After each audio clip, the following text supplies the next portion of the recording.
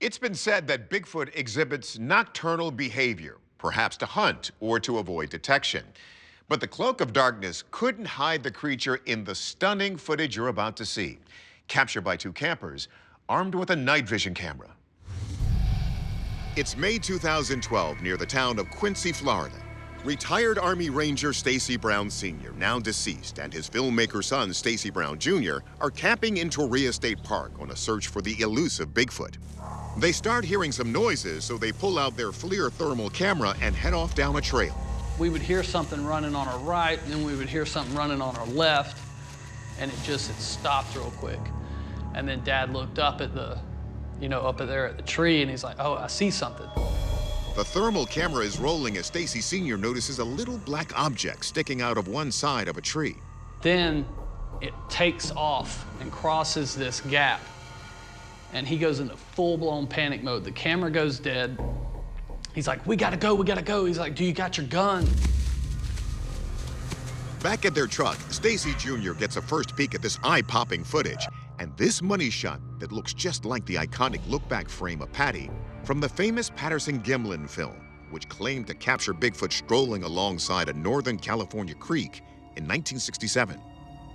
I knew exactly what we had on camera. It was proof to me and my dad, because who on a Tuesday night is a mile and a half into the woods running around with no flashlight? Noted Bigfoot investigator Steve Cole says he's not surprised by the area where this footage was captured. In Florida, they have something called the skunk ape, and there's been a lot of sightings over many years of what they describe as a Bigfoot type of creature. What they call that is the skunk ape, partly because it smells skunky. But for all intents and purposes, it's the same thing as a Bigfoot. It's not quite as big or robust as the ones in, say, the Pacific Northwest, but that is kind of expected due to the climate being a lot more tropical. These swamp sightings go back to the native tribes. The Seminoles and the Muskogee called the creature Esti Jabjaki, or Tall Man, and claimed he was the protector of the forest. So could this be what the Browns encountered? We turn to our experts for answers.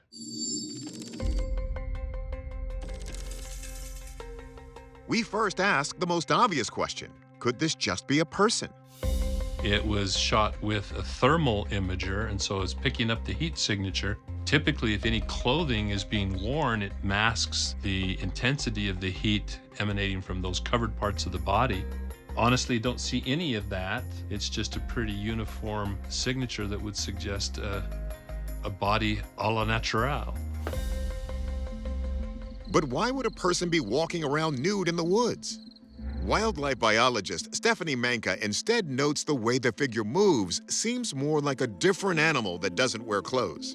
It looks to be like a large primate, but it doesn't seem to match the body structure of the living apes, of chimpanzees or gorillas being the most prominent ones. It seems like its legs are too long, and when gorillas walk on their hind legs, they're not hunched over like that, they're more upright.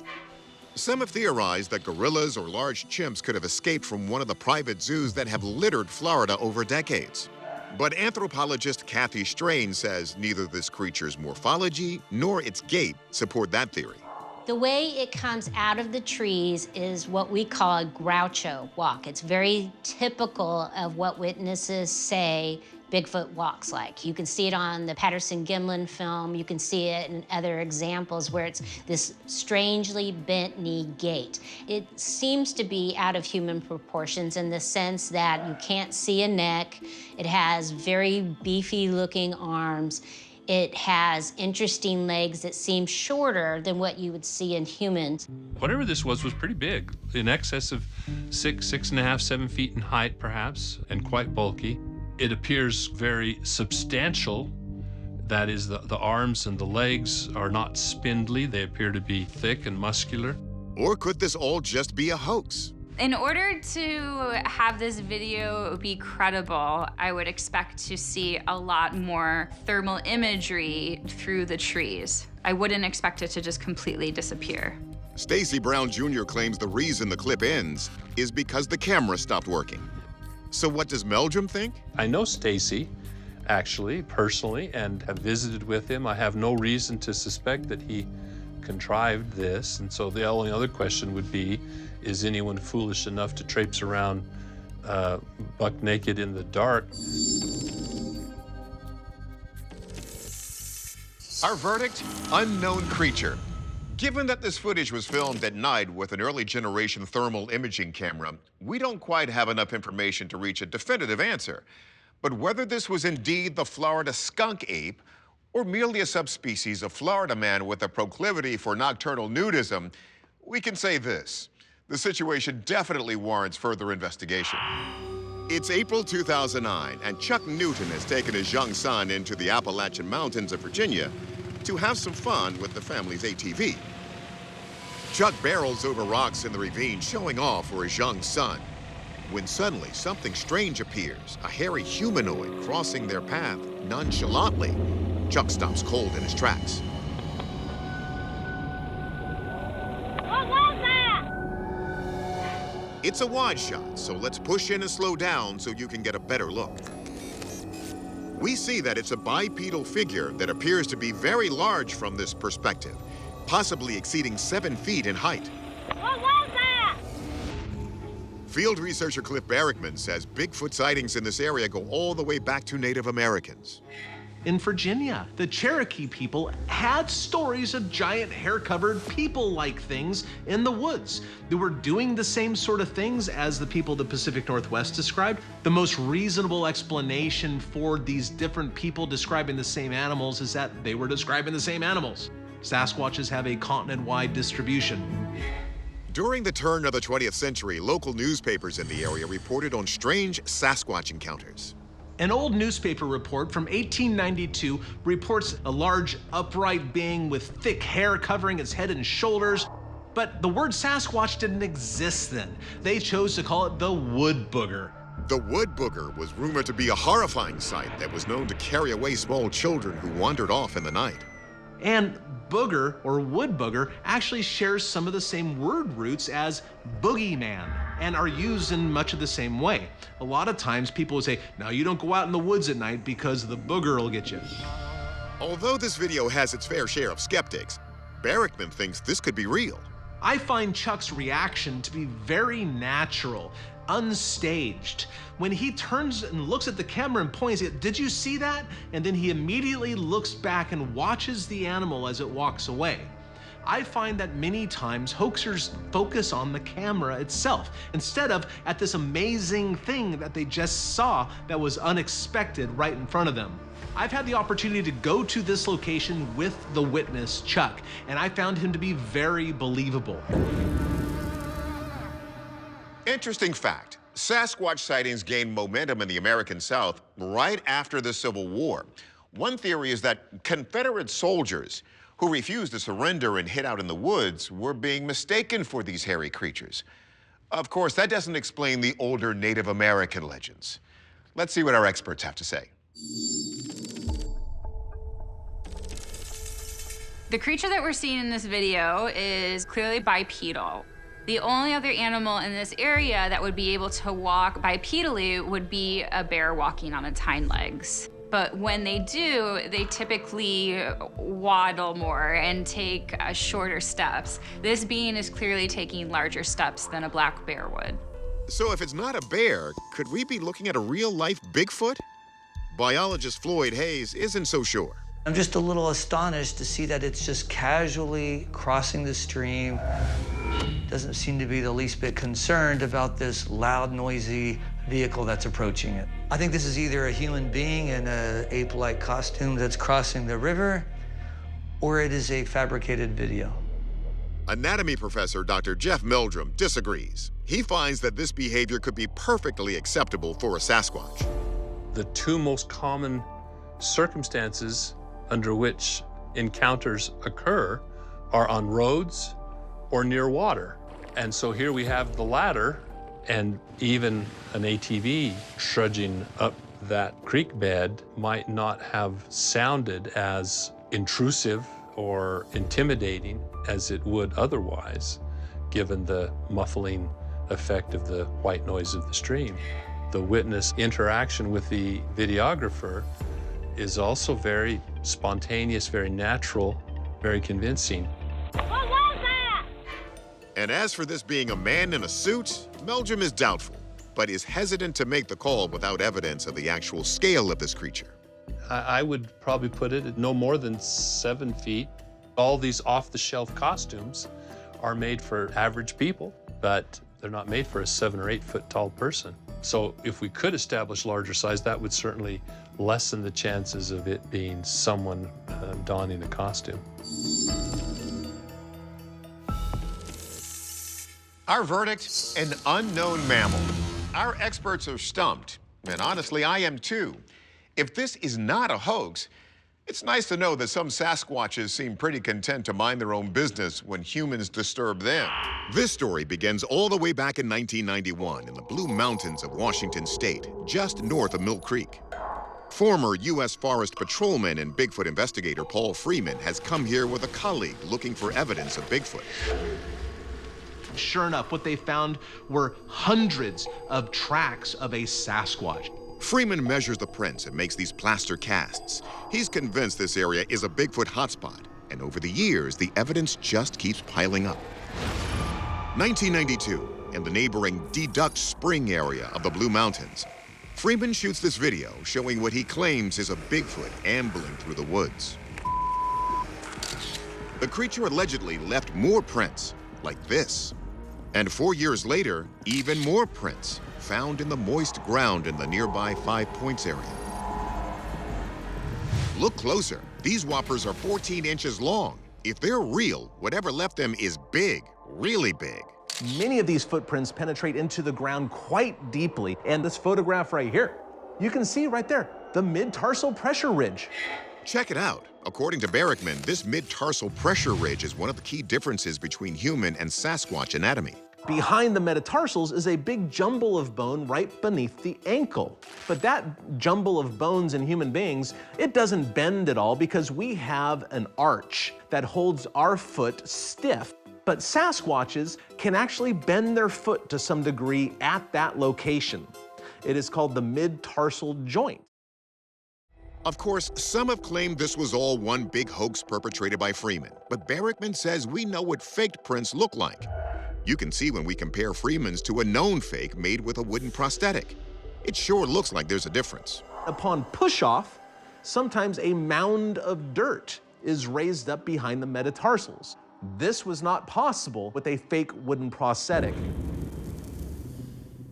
The idea of the mid-tarsal break was actually developed by our very own Bigfoot expert, Jeff Meldrum. Meldrum's hypothesis has been, no pun intended, a major step in the investigative research of Sasquatches. Let's see what our experts have to say about these particular prints.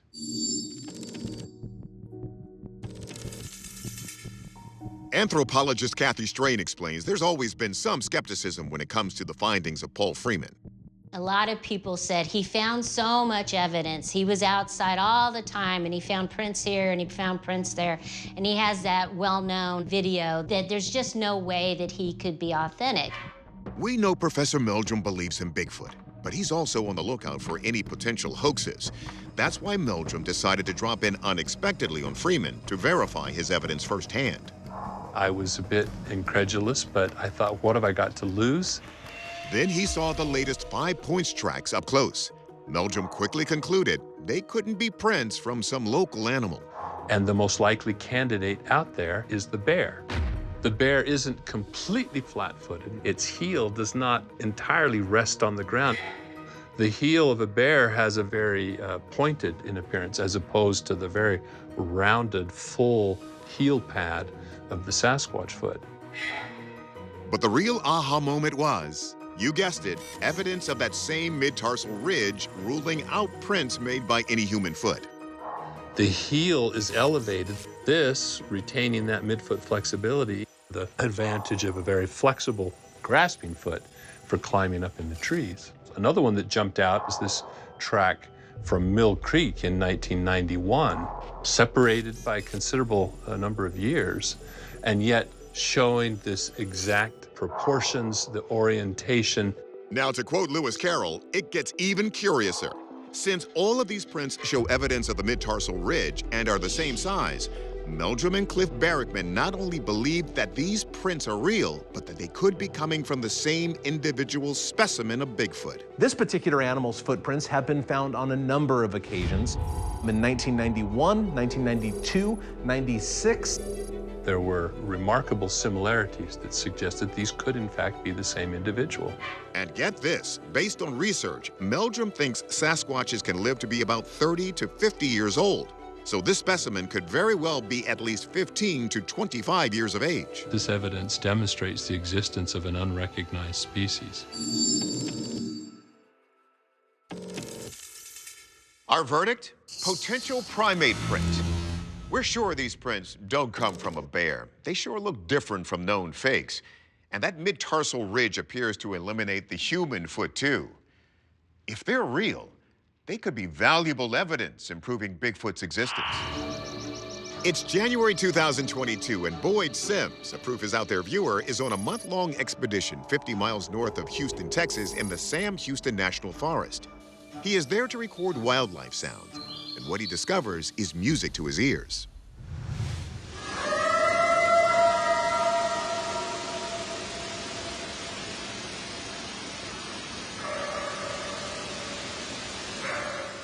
I couldn't believe what I was hearing. I was shocked. I was in shock.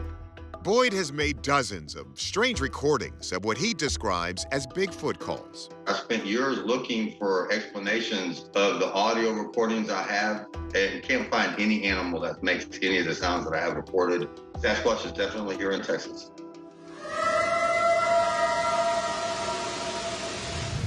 This area of the country has a ton of Bigfoot reports out of it, dating back into the 1800s. I have personally spoken to a dozen or two people that have seen Sasquatches in this area. One fisherman found footprints. They were about 13 inches. In fact, there are more than 40 Sasquatch reports a year inside the Sam Houston National Forest. That's a pretty significant number of people that have seen Sasquatches in this area. Boyd's recordings are hardly the first time an alleged Bigfoot sound was captured. Made in the early 1970s, the Sierra sound recordings are touted as the gold standard of evidence for Bigfoot language. According to one respected linguist, these sounds captured in California's Sierra Nevada mountains reveal an actual intelligent conversation in an, as of yet, undocumented language. Could we be hearing more evidence of Bigfoot talking in Boyd's recordings? We'll let our expert sound off. The whoops may be the means by which males and females of this relatively solitary, widely dispersed, very rare species find a mate. These loud calls are probably territorial. By comparison, large male orangutans broadcast their territory by a loud, raucous call that booms out through the jungle. They've even developed extensive laryngeal air sacs that act as almost like amplifiers. And so it stands to reason that perhaps Sasquatch have these same air sacs. Meldrum suggests that these air sacs may also enable Sasquatches to produce infrasound, a low-frequency sound used by animals such as elephants and whales. These sounds allow animals to communicate at great distances and can even affect the physiology of the listener. It can cause the stimulation of receptors in the brain that will evoke fear and trepidation, as well as other emotions. I've talked to witnesses who said, that their very core vibrated from the intensity and the pitch of these sounds. Could Sasquatches possibly be using infrasound to keep people away as a desperate effort to keep their dwindling species alive? We checked in with forensic audio analyst Dr. Robert Maher, who first compares the recording to known animals found in the area, starting with the wild boar. It's making a kind of a chirpy kind of sound rather than a long howl like the Sam Houston recording. If it's not a boar, could it be another local animal, like the fox? Maher doesn't think so.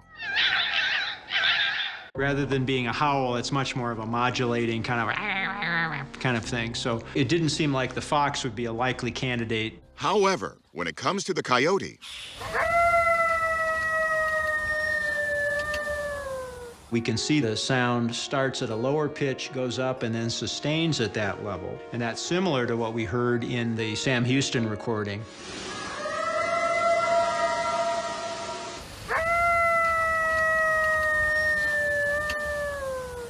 I can't say that it's absolutely certain, but it's similar enough that I think that's a possibility. okay, so maybe a coyote. But what about the big man himself? Maher checks for a Bigfoot match using the popular Sierra sounds.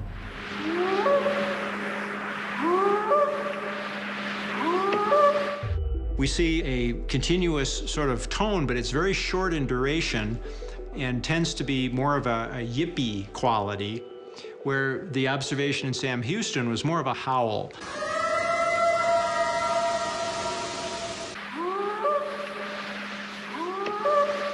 The characteristics are different enough that they're not the same source.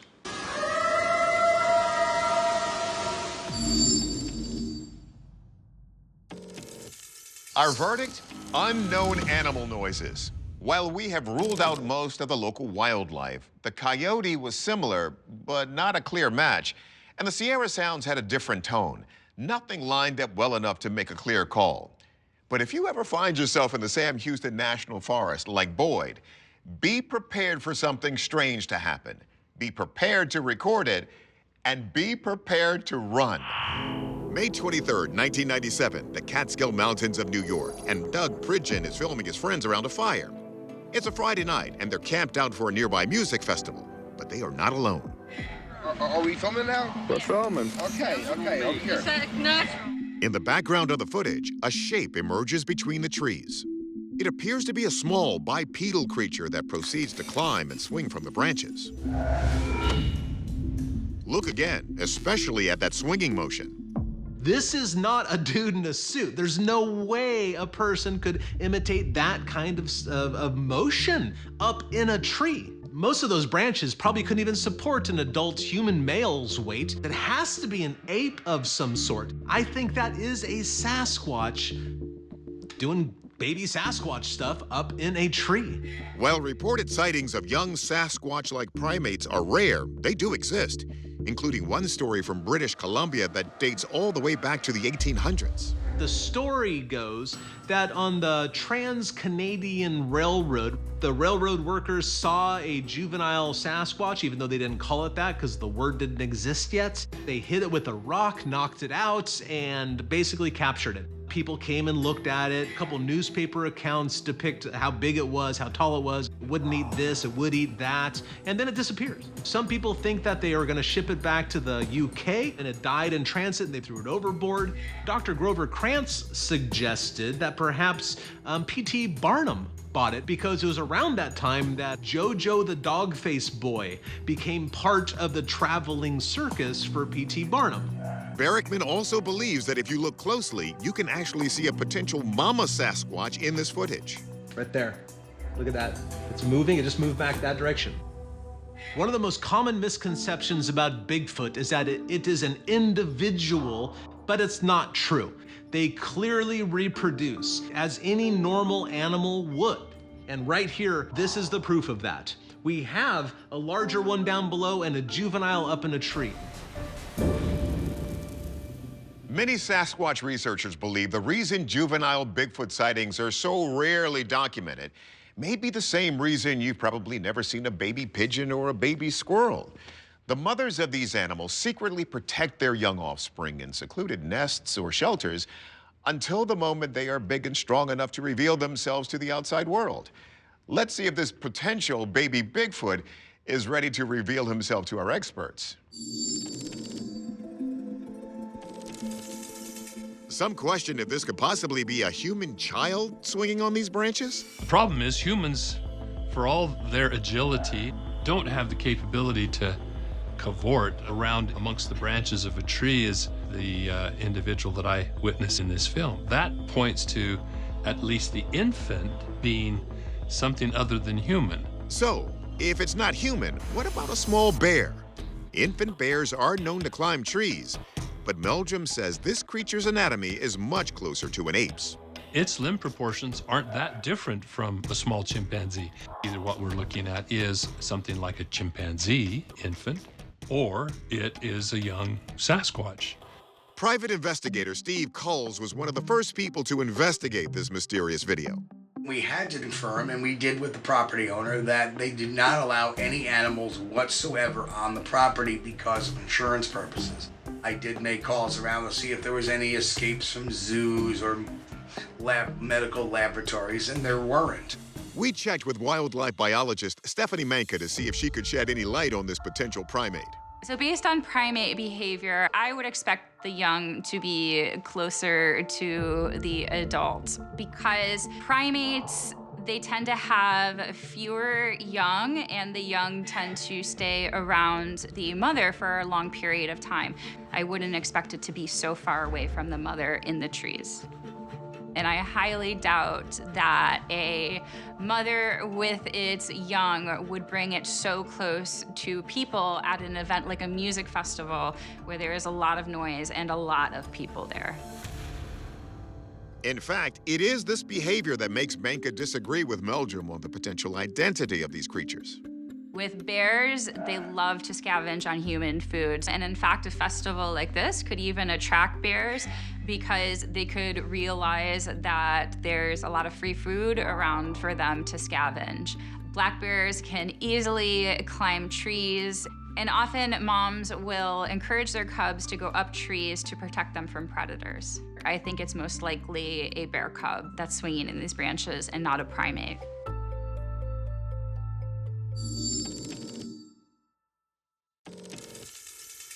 Our verdict? Unidentified animal. Manka thinks the creature's behavior says bear cub, while Meldrum thinks its limb proportions mean primate. Seems like the only thing our experts can agree on is that whatever this thing is, it certainly isn't human. Each year, there are hundreds of Bigfoot sightings across the country. Some people devote their lives to the pursuit of the creature. While there's no conclusive proof Bigfoot exists, when some new evidence pops up, you can bet we're gonna check it out. Hickory, North Carolina, August 2019. Doug Teague is walking his dog, Crazy Daisy, in the woods near his home when he has an encounter worth recording. Looks like it's looking over top of that stump. Look at it. He's moving. He's moving, he's moving, he's moving. Daisy, come here. Daisy, come here. The object was very black with a pretty silver sheen to it. Doug, a Bigfoot enthusiast, says the creature resembled an 8-foot gorilla. What is it? What is it? What is it? Good question. The video is inconclusive. Let's get a closer look.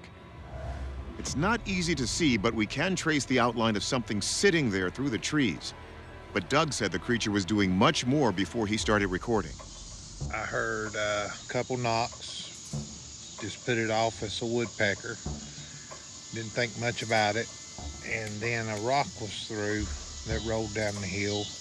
On to the right, there was loud grunts, numerous loud grunts. Tales of large ape-like creatures lurking in the forest of western North Carolina are as common as the region's yellow poplars. Sighting reports there go back into the 1800s and before. In 1979, a Bigfoot-type creature known as Nobby was reported multiple times only 40 miles away from this particular location. And Doug says he has something else, video and casts of footprints he made at the time of the encounter. Casts are kind of my thing, so I was excited to get in deep with this. Cliff Barrickman, who runs the North American Bigfoot Center, compares Doug's print casts with another he considers credible. Look at this cast, look at this cast. We have the toes across the front, what looks like an instep or an arch, and then 1, 2, 3, 4, 5. You have a divergent little toe right here, which I really like. That comes down. I think it's safe to say that's a very strong resemblance between the two. So Doug's video is kind of vague, but the footprints look like powerful evidence, right? Well, not so fast. There's a storied history of hoaxers who've made Bigfoot prints just a toy with the believers. So let's take the video to our experts, starting with anthropologist Kathy Strain. So this is one of the casts that he has, and it is extremely believable. The toes are all fairly even at the top. Strain says Doug's cast fit the profile of a giant hominid that might live in the woods. Those are clearly footprints. They clearly look to be 15 or so inches long. I can see the toes clearly. I can see the heel clearly. I think they're beautiful evidence that what he experienced that day was real. But when we take the prints to wildlife biologist Lucy Eckersley, she's less interested in their size than the distance between them. They're actually up to 6 feet apart. And when you think about that in comparison to the size of the animal that creates them, the animal would have to be around 15 foot tall to have a gait that long. Eckersley says you can't tell the size of the creature in the video, so maybe it is that big. But she pointed out something curious. Listen, there's something we're not hearing.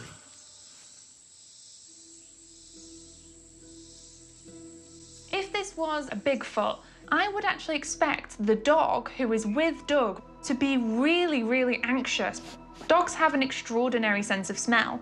So if this was something brand new, maybe something like a Sasquatch that had a totally different smell to a human, the dog would probably not be keeping quiet.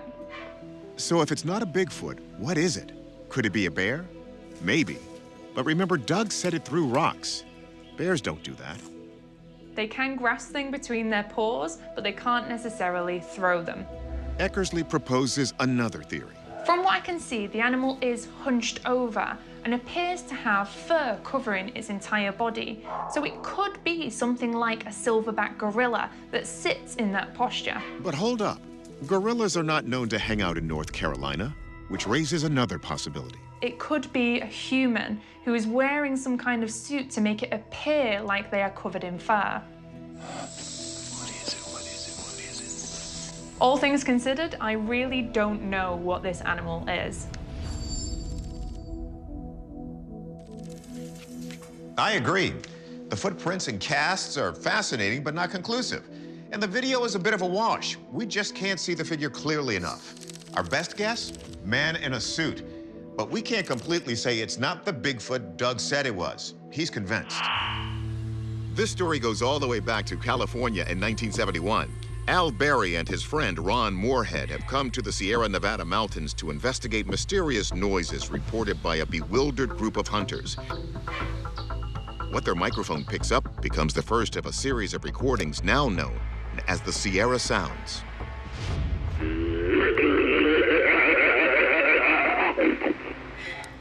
The recordings capture a series of guttural grunts, howls, and growls thought to be made by an alleged Bigfoot. Very first sounds were very aggressive, could be considered very scary, but again, they weren't coming after us, so we don't know the intent, we don't know their agenda, we don't know what it was. Ron claims that later he even interacted with these mysterious creatures before getting his first glimpse of one.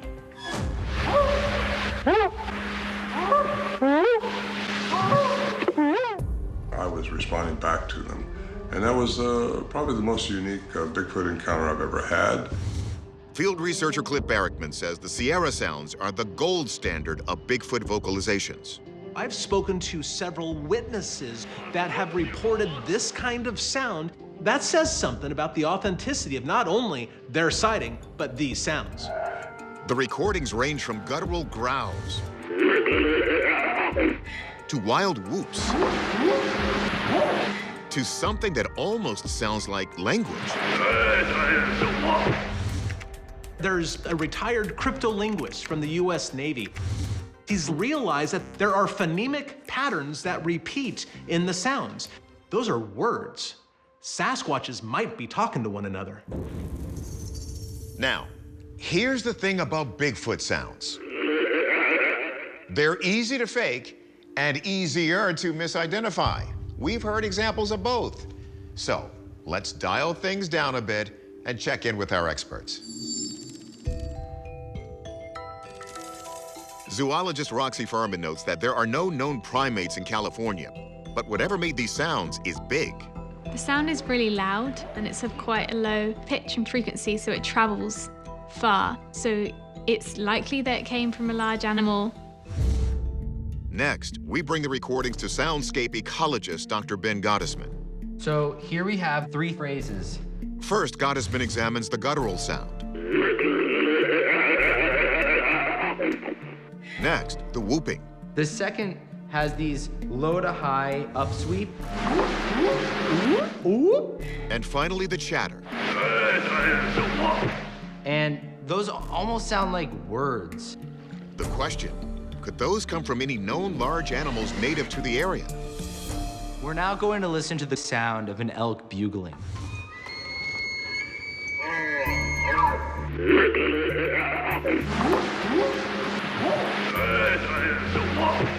The sound of an elk bugling has much longer tonal signals. This is not a match. Now let's listen to the sounds of a black bear.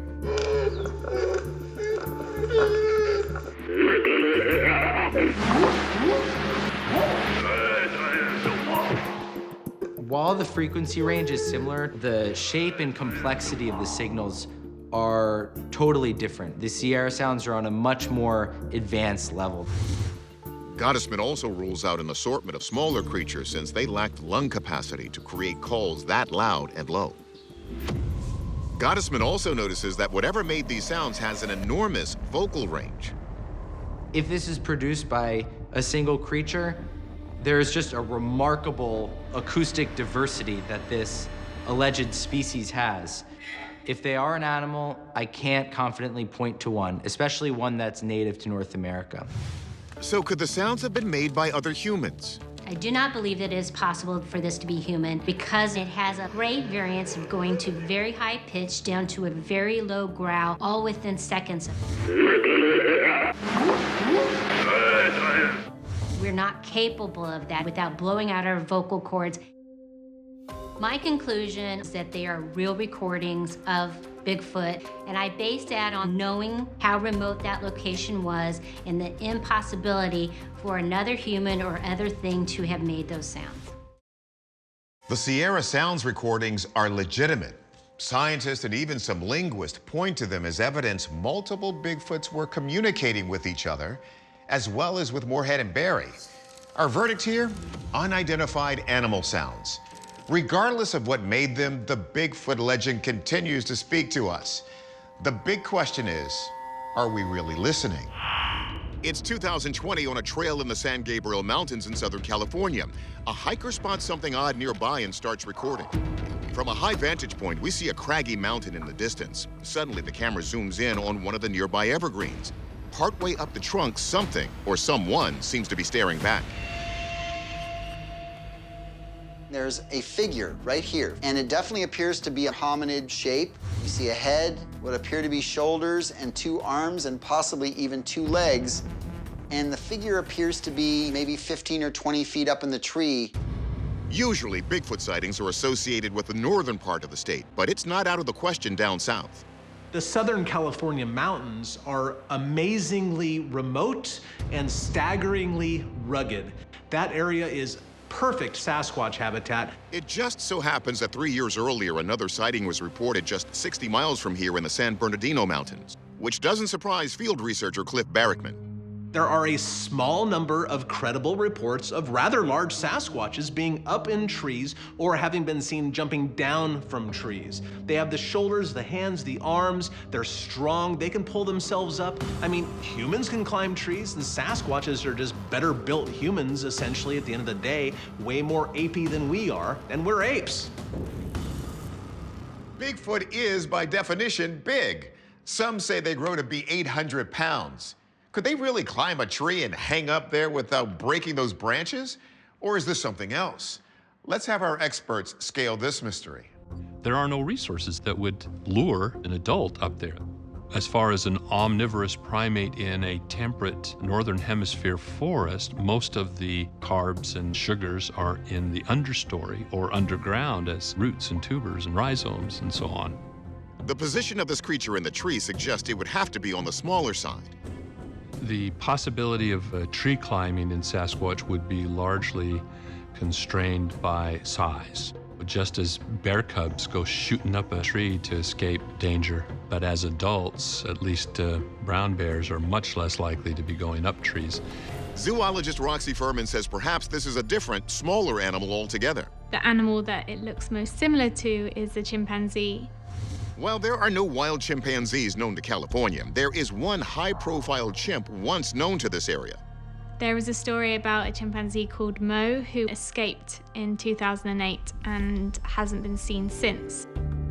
An intriguing possibility, but the chronology makes the Mo theory a stretch. At the time of escape, the chimpanzee was 42 years old, which is already massively pushing the upper limit for chimpanzees. This video, which has taken many years on, would make the chimpanzee about 60 years at the time. If that chimpanzee was still alive at 60, it would be a shock to science. Okay, so unlikely that it was Mo, and according to biologist Floyd Hayes, perhaps not something living at all. The one thing that we don't see is this, whatever it is, moving. It appears to be perfectly still. One arm appears to be much thicker than the other arm, as you could see here. I think it's very possible that this is some sort of an optical illusion. It could be resulting from a weird shadow or from branches or something, rocks in the background.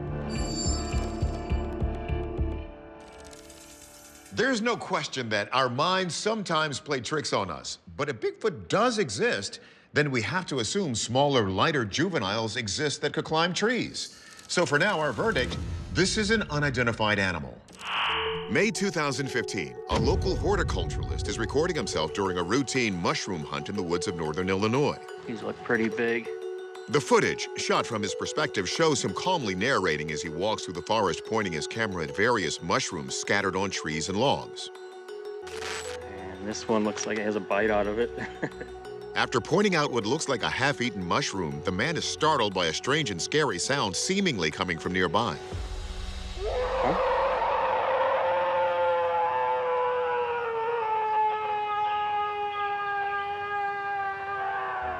It's a long, drawn-out howl. It lasts about 9 seconds and certainly sounds like an animal of some kind. The mushroom hunter pans his camera back and forth to see if he can spot anything, but sees nothing. I think it's time to go. Field researcher Ken Gerhardt believes Bigfoot is a real primate, and like other primates, capable of producing a huge array of vocalizations and noises. So this I would characterize as a yell or a scream, which does fit into the paradigm of the Bigfoot world. Gerhardt claims Sasquatches are social animals and may vocalize if there's another one nearby. Most animals vocalize for a couple of primary reasons. One is for mating. But Gerhardt believes this actually isn't a mating call. It's a war cry. This particular vocalization has a definitive sound of aggressiveness. I would say whatever is making the sound is trying to scare this person out of its area.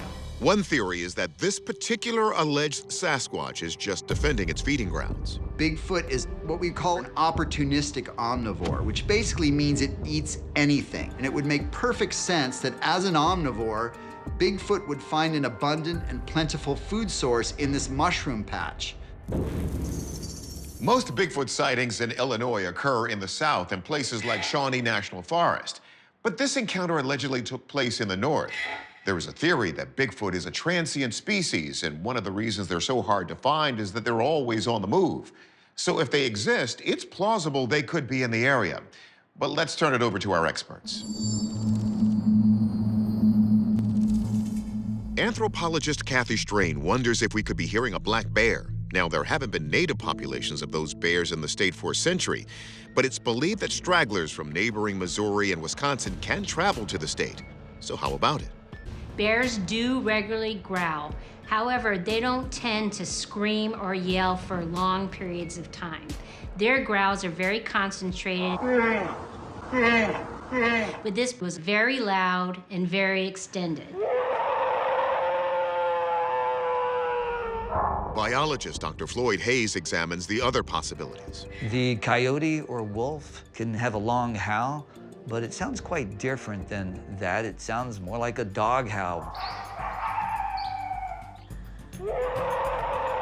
And I don't think there's any smaller animals like a fox that would make a call that loud. So the only possibilities in my mind would be either a human or this mythical Bigfoot creature. So we turn the video over to our expert sound ecologist, Dr. Ben Gottesman. We see that the sound lasts for about 10 seconds. At the beginning, it's a very throaty, broadband scream, but then it ends in this long, drawn-out tonal wail. Under further examination, Gottesman says something rings hollow about this sound. This is an open forest, and yet there's a certain muffled quality to the sound. So I went digging, and I found the following sound effect from a show about dinosaurs.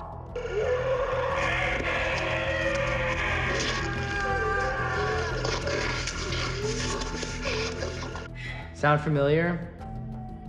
It's a match. Listen again.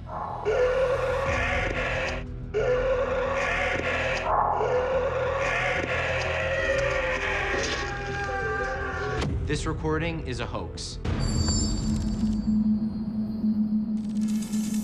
So, our verdict, this is a hoax.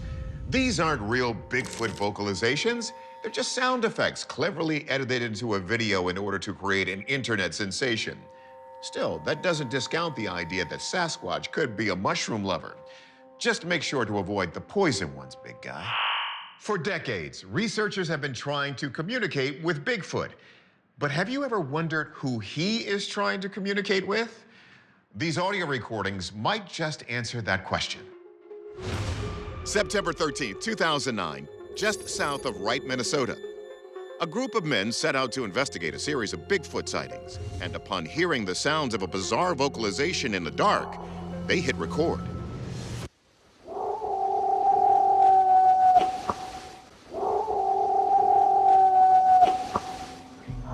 Their recordings capture a series of howls thought to be made by an alleged Bigfoot.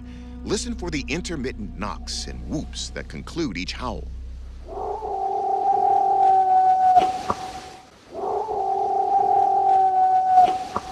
Now listen as it sounds like wolves or coyotes have joined in the fun. Field researcher Cliff Barrickman wonders if we might be hearing a rare form of conversation. The research community have noted for decades that there seems to be a connection between coyotes and Sasquatches. A lot of people were saying maybe the coyotes are following the Sasquatches around and waiting for scraps after the Sasquatch kills a deer or something like that. I think it's the opposite. Barrickman thinks that what we might be hearing is behavior modeled on a more surprising animal, ancient humans. Human ancestors used to have a foraging strategy called power scavenging. Our ancestors would wait for other animals to take down their prey and then scare away the hyenas or lions just long enough for us to grab some meat and run away with it. Wouldn't that make sense then that the Sasquatches would utilize the same strategies as human ancestors did? But what about the knocks? Barrickman thinks that could be something like a Sasquatch Morse code. It has been noted that Sasquatches make something that we now call wood knocks. And quite possibly, they are communicating with one another. There's precedence in the other great apes. A very high-profile study was published about gorillas in Rwanda clapping when researchers enter their area, apparently to warn the other troop members. There's no reason to think that Sasquatches wouldn't do the same thing. In 2010, a man claimed that a Bigfoot came to him while hunting in North Carolina, attracted by his coyote calls. He says he managed to shoo it away with a stick and something he called rough talking. So maybe Bigfoot does have some long-standing history with coyotes. Let's see what our experts think.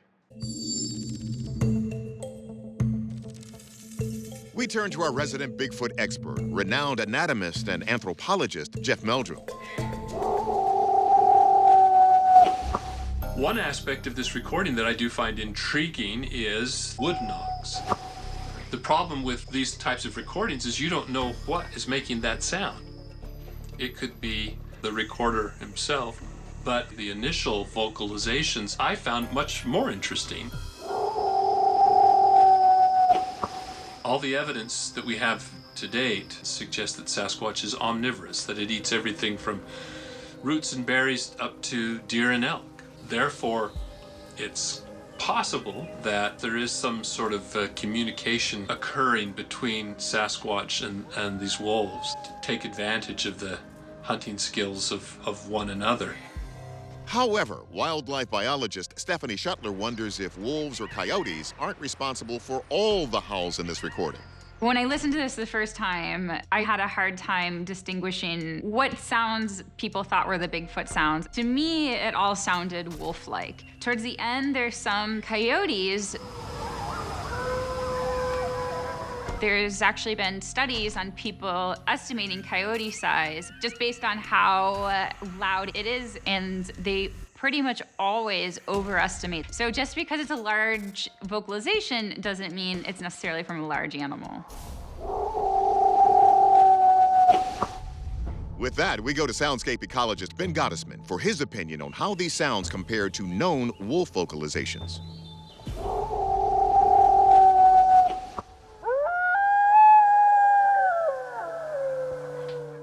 The frequency range matches quite well. The big difference is that wolves usually howl for pretty long periods of time, whereas all of the howls in this recording are quite short. And that leads Gottesman to an important discovery. So I found a number of instances here where the clips were just cut midway through. So did you hear that? It completely cuts off and then starts up again. Those might have been wolf and coyote howls, but they were heavily edited to create what sounds like a much weirder creature.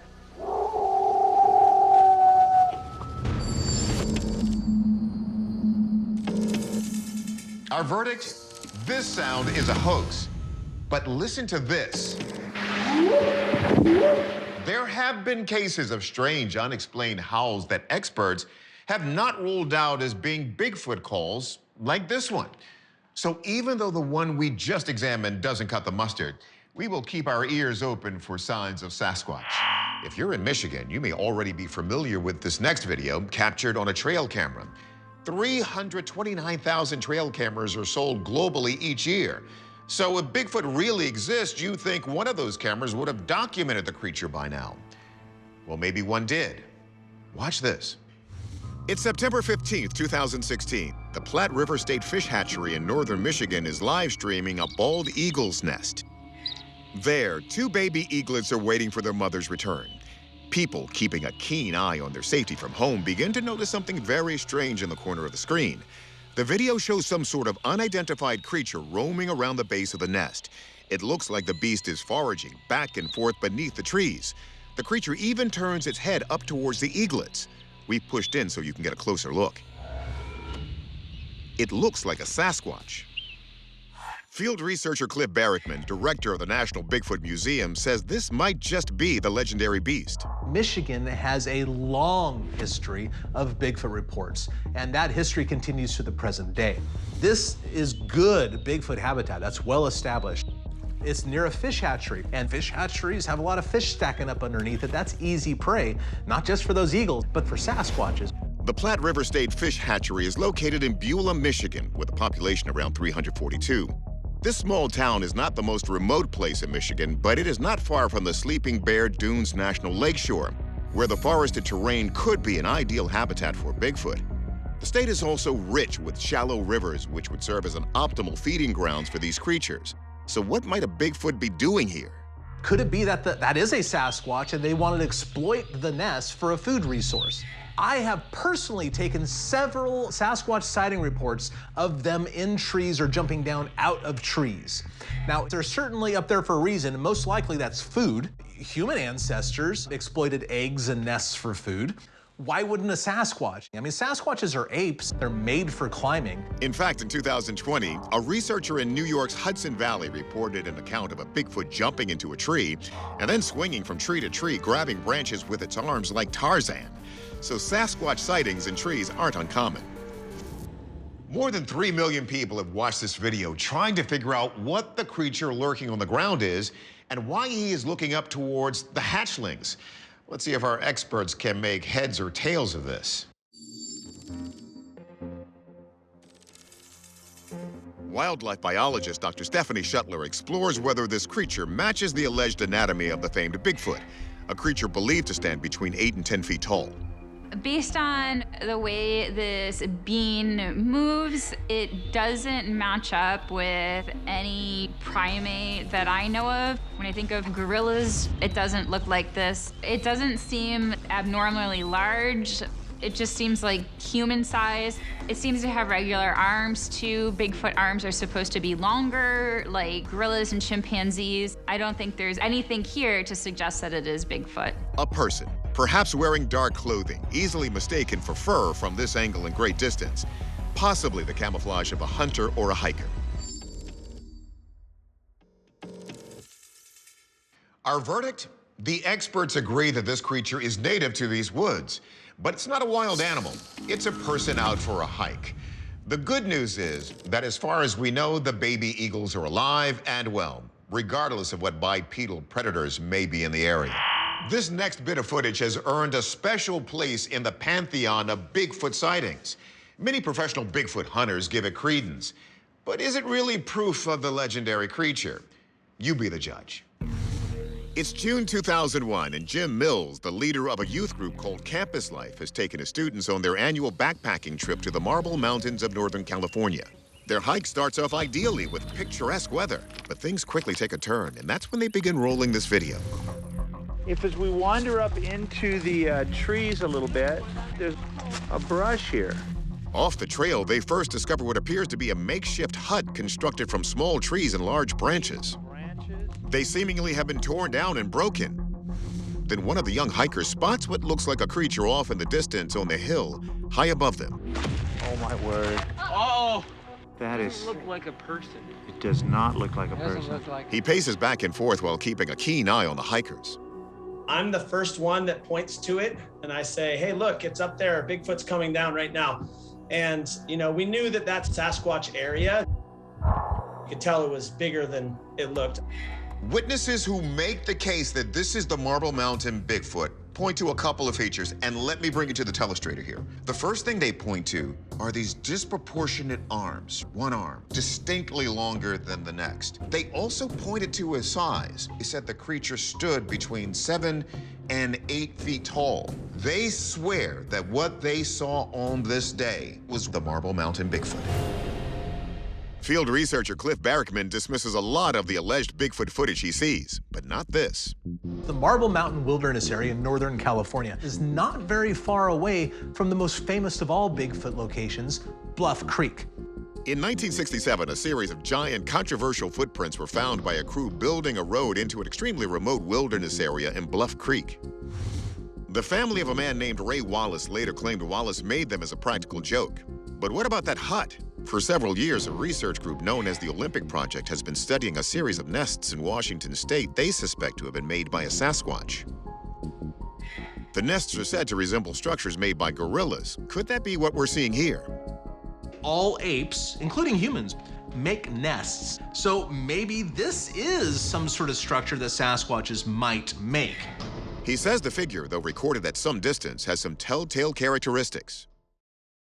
This figure is walking down the slope with no backpack, one color head to toe, strange body proportions, kind of high shoulders.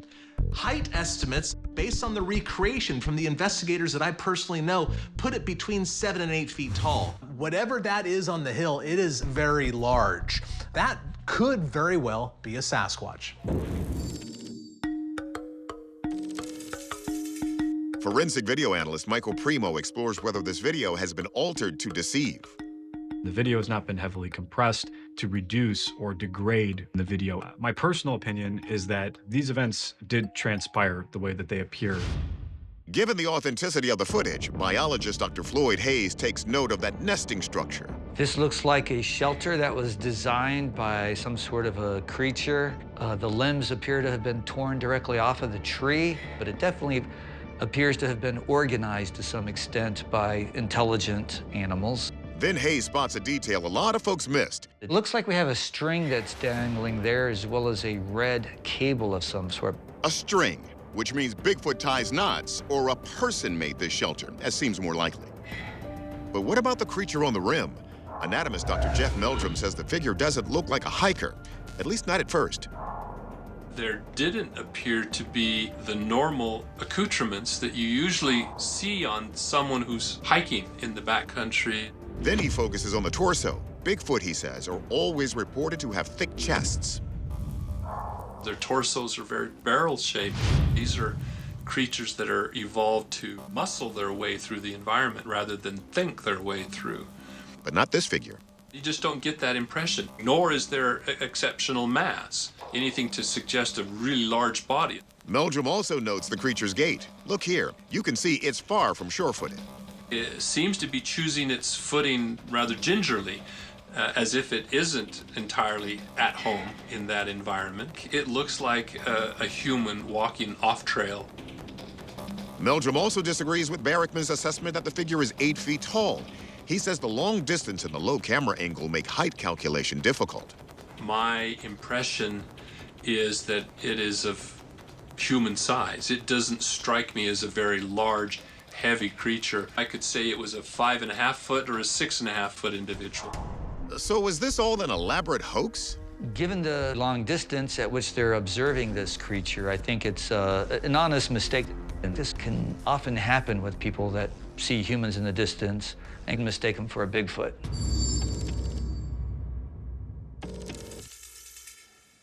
Our verdict? We think this is a person wearing a hoodie with extra long sleeves.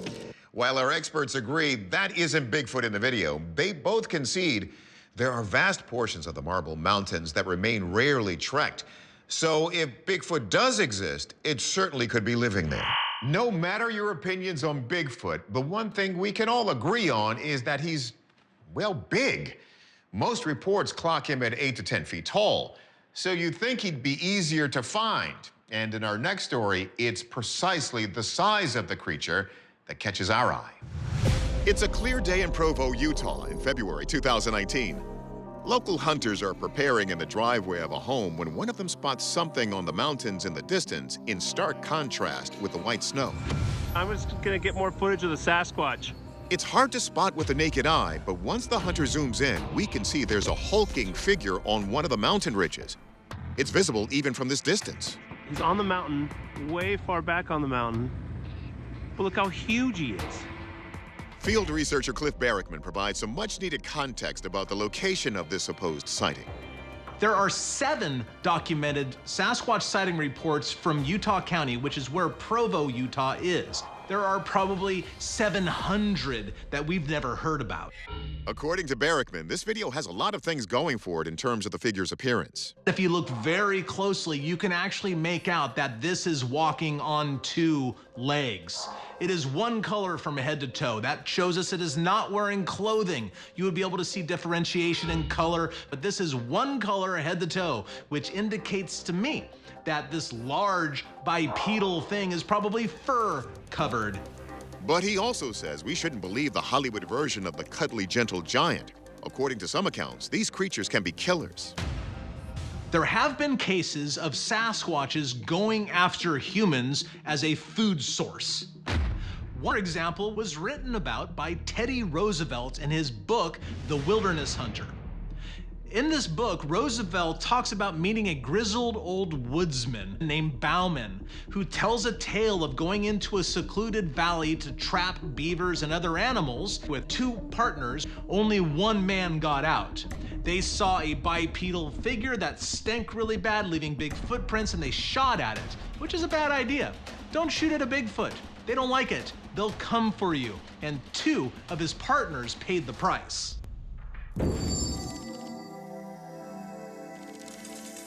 Wildlife biologist Floyd Hayes compares what we're seeing to the local fauna. This could potentially be a black bear. It looks a little bit big for a black bear, but they do stand on their hind legs sometimes. They do live in the Provo area, but normally they are hibernating during the winter when there's snow on the ground. So, given the winter weather, a black bear seems unlikely. It's possible that this is a moose. They are very large. They're active year-round. The cow, or female moose, does not have antlers. While there is a chance that the right angle would create the illusion of standing upright, this occurring with the quadrupedal moose also seems highly unlikely. Next, we turn to anatomist and anthropologist Jeff Meldrum, a former resident of Provo, Utah, who sees a red flag. That's just a very unlikely place to expect an elusive creature like Sasquatch is described as to venture out into the open in the broad of daylight. If there was anything attracting its attention, I would suspect it would be more likely to investigate or take advantage of that under the cover of darkness. But what about the characteristic that caught our attention in the first place? Does size matter? But look how huge he is. The slightly higher and the slightly more watered flanks of those foothills are a mixture of sagebrush and mostly scrub oak, which rarely gets much more than about 6-7 feet in height. I think a human-sized subject is the most reasonable conclusion to draw. Our verdict, we're calling this one a man in a suit. The kicker? According to Professor Meldrum, very shortly after this incident, someone climbed the mountain to look for tracks. And while they didn't find big footprints, they did find boot prints.